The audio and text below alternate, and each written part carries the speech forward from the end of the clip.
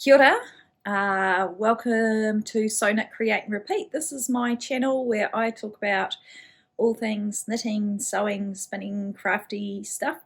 My name is Carla. I'm coming to you from the east coast of the North Island of Aotearoa, and today's just a little special episode because I'm really behind with my podcast, and part of that is I've got a lot to talk about. So in a couple of days I'm going to have some more time to focus on a podcast, but I thought maybe just whack a little special episode out there just to talk to you about something special that I've received. Just bear with me. I've got my cup of coffee that I've just made. I've just got home from work. Oh, it's nice. I've probably got a milky moustache. So quite a few weeks back, my nana, who lives an hour south of me, gave a bag full of stuff to my cousin to bring up to Gisborne for me. So I went and collected it, and it's the last little bits and pieces of all her knitting and spinning stuff, because she's 92 years old, she has macular degeneration in her eyes, and she can't see too well. So I've inherited some quite cool things, and I really wanted to share it with you guys. It's really special. So, yeah, who better to share it with than my YouTubey friends? Now, I have actually already been through the bag and packaged some of the stuff up into bags, little plastic bags to put away and store, but I didn't want to put them away until I'd shown them to you. So, the first thing we've got in here is Windsor Countrywide Yarns Windsor 8-ply DK. It's machine washable, 100% pure new wool. It's a New Zealand one. Well, actually, not all of it is. That's Landscapes DK. But there's some really pretty colours, and I think Nana had bought these for making blankets, because she did really lovely blankets for us grandchildren and our children. So there's quite a few balls in there, so they'll be good for things like Kelly's Stitch on Sunday project, which has sadly stalled, but I'll get there eventually. I was just going to stick with the same colours with that, but maybe I'll introduce some other colours and make it more random. But anyway, so that was nice. I know, there's crinkling. You'll just have to get over it. Sorry. And then we've got this stuff.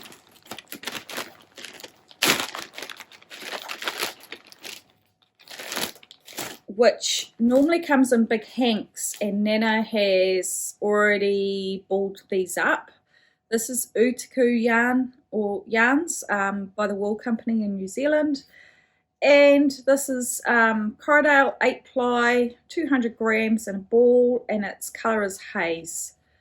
Now these are, if anyone asks me to describe my Nana's taste, this is her. She used to make us all jumpers with jerseys with variegated yarn, and she was going to knit herself a vest or something with this, but didn't. So I've got those there. I think this will be quite a nice blanket. It's not typically the type of colours that I'd wear myself, but also maybe children's clothing, although I think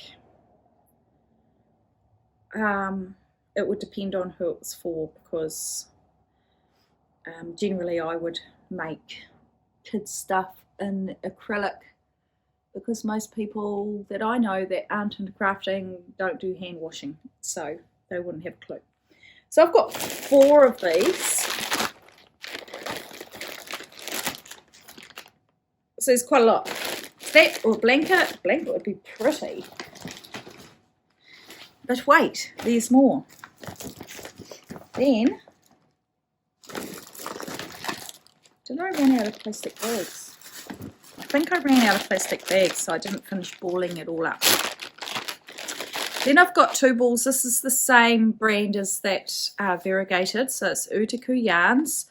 This one is Colour Latte, and we've got 2 balls of the latte. So that's something I would wear for myself. So that's 400 grams. So I'm not sure what I can make with that, but I don't know. And then there was a couple of randoms. So this one here looks like that one, but this is oatmeal, and that's the same brand, same weight. And this one doesn't have the tag with it, but I'm pretty sure it's the oatmeal as well. They look pretty close. Maybe they don't. I don't know. But once again, I mean, that could just be used for blankets as well. And then there's just the odd ball of acrylic, and that in here there's a few of these ones. So they'll be alright for whatever projects. There's a few there. Oh, this is another one. This is also Utaku wool. It's lovely and soft. So yeah, I think these would be quite good blanket projects. I'm very lucky. And then she gave me some spinning stuff. She told me she was gutted that she didn't realise that I would eventually end up being into spinning, because she would have saved her spinning wheel for me, but I don't mind.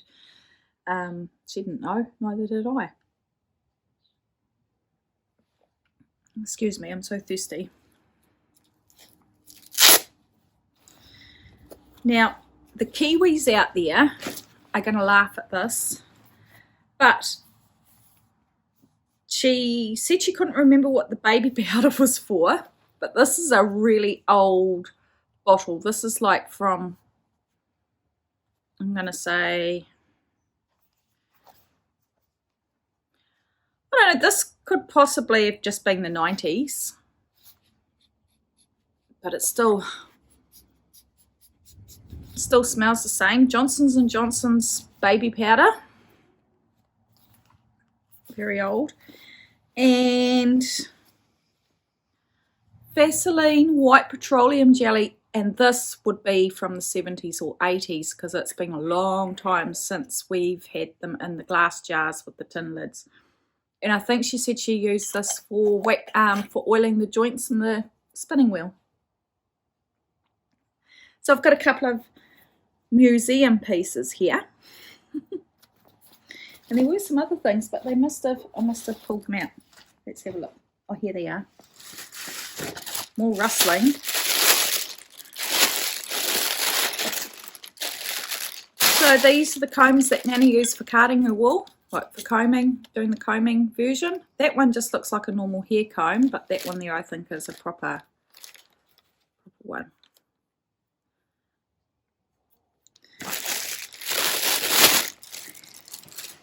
And then, just wait, there's more. So there was an old guy, I don't know if he's still alive, but he lived out in the same village as Nana, and he was a wood turner, and he made this niddy noddy for Nana, which has come at the perfect time, because I don't know if I told you guys, but the one that I had, it's split in the grain, and I had to glue it with wood glue, but you know, these things actually come under a fair bit of tension after a while. So I've got Nana's niddy noddy, and it was handmade by someone who I know and who was special. In fact, he is, if you're ever watching Michelle Hall, your grandfather, Hookie Stewart, he made this. Yeah.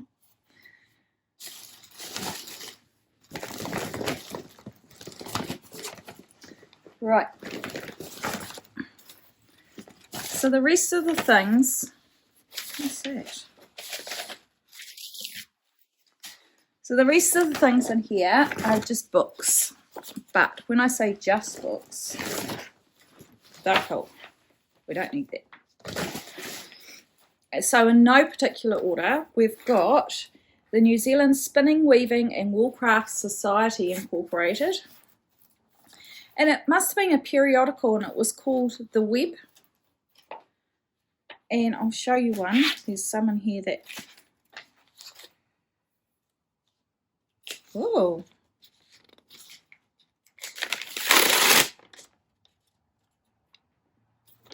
I think that was Nana's pension slip from 100 years ago.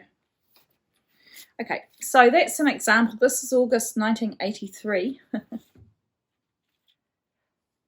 And that's the back. And there's quite a few of them. Oops, I'm dropping things now, guys. And they just hopped in this little folder. And each one of these has different letters, hints. This is an example of some of the content.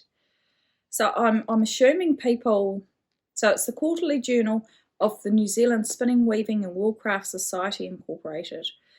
And I think people must just have contributed different articles.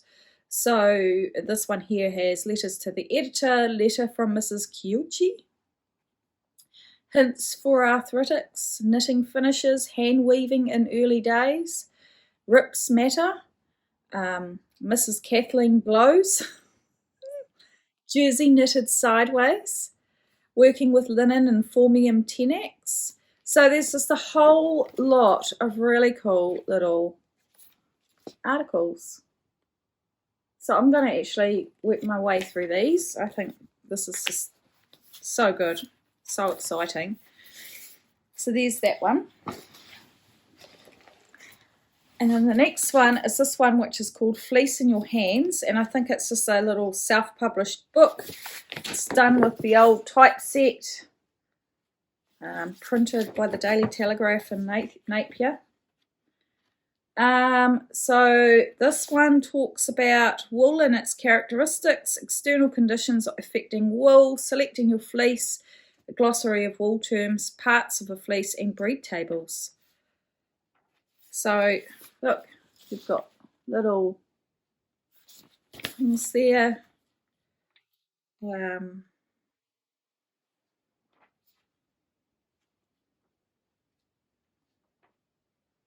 Machine carded wool.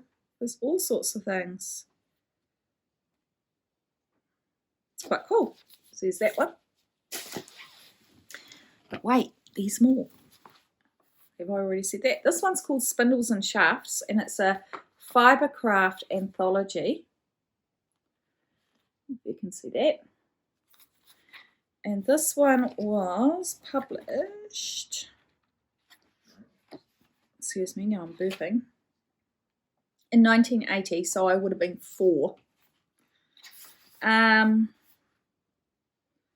So some of the contents in this, it talks about the fleece, the spinner's starting point, wool shrinkage, using alpaca, mohair, singles warp yarn, weaving formium tenax. Is there any pictures in here? We like pictures.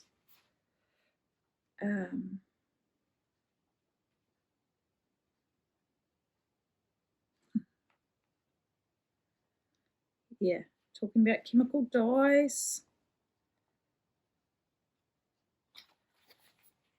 This is all very special knowledge. And that came from little information on sewing up, which is how my Nana does it and how I learnt to do the sewing up seamed garments. And you just can't tell. So I'm going to keep that somewhere special. Then we've got a couple more. Oh, what's that? Oh, that's Nana's little note to me. So we've got 2 more books and a very special treasure, which I really will treasure. I was having a drink. Very Very nice. Okay, so this one's called Twists and Treasures. Look at all those cool little pictures of spinning wheels on there. And this book was published in 1970, or first published in 1974, and the third edition in 1977, which is a year after I was born. Talks.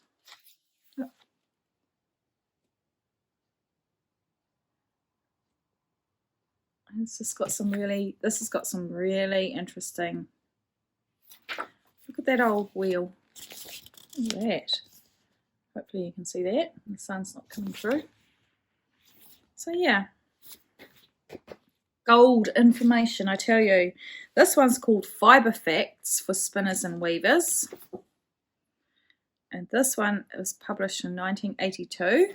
Look at these gorgeous outfits. Stop it.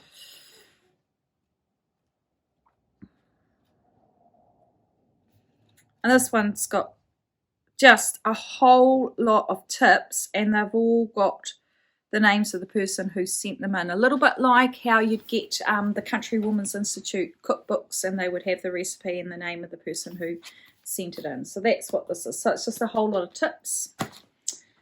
But this is my special one, because this is my Nana's notebook. Well, one of them, the one that she could find. So it's in one of these 1F4 Olympic books that we used to use at school. Like we used to use these ones when I was at school. And it's got Nana's writing in it. So it's got her recipes. So her recipe for pilchers, woolly hat, slippers, booties, peggy squares, how to microwave dye, rainbow rug, just a whole lot of stuff. And then some of these things, so I would say she started this book in the 90s, because it's got a lot of stuff from when we were at high school. And I recognise some of the names of some of the things in here. So it's got Brian's grey purple pullover. Now that's my dad. Rosie, my cousin. Alec, my uncle. Bren is another uncle. Who else have we got in here? My uncle again. My son. My daughter. Some more aunties. One for my mum. It's very, very special. And she's just got, look, she's got how much she cast on, what the measurements were, how long she knitted for. Yeah, just different. Very, very special. And yeah.